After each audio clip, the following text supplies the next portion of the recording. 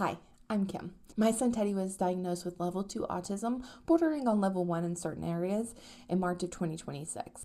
It is now August 2026, and in these 5 months, I have learned so much about my son, about my husband and I, about the people around us, and even about the world of autism. So without further ado, here are 5 things I wish I knew when we first got the diagnosis. Number 1, and I think this honestly might be the most important one. The diagnosis doesn't change who your child is.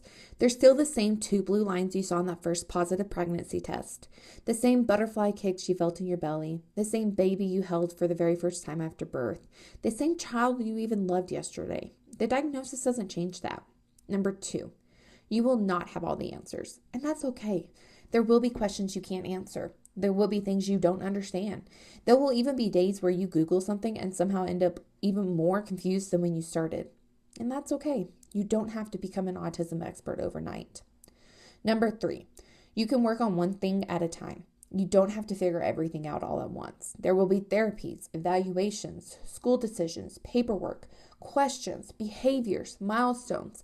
And sometimes it feels like everything needs your attention right now. But it doesn't. Pick the thing that's in front of you, handle that, then move on to the next thing. You don't have to have the entire roadmap figured out today.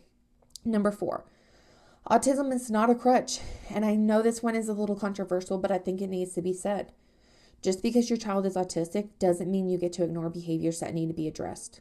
Autism can explain why a behavior is happening, but it doesn't mean every behavior gets a free pass. Your child can be autistic and still need boundaries. They can be autistic and still need to learn how to communicate appropriately, or still need to learn how to respect other people, their space, and their belongings. Because the goal isn't to excuse everything because your child is autistic. The goal is to understand your child's needs and teach them the skills they need to navigate the world.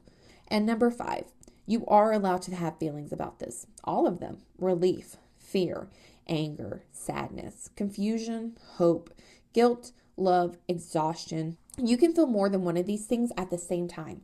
And there isn't one correct way to feel about an autism diagnosis. You're allowed to process it in your own way, in your own time. And if you're a parent who's newly navigating an autism diagnosis, I'm only 5 months in and I'm still learning and probably will be for the rest of my life.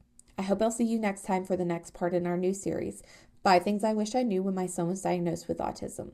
I love you so much. Bye.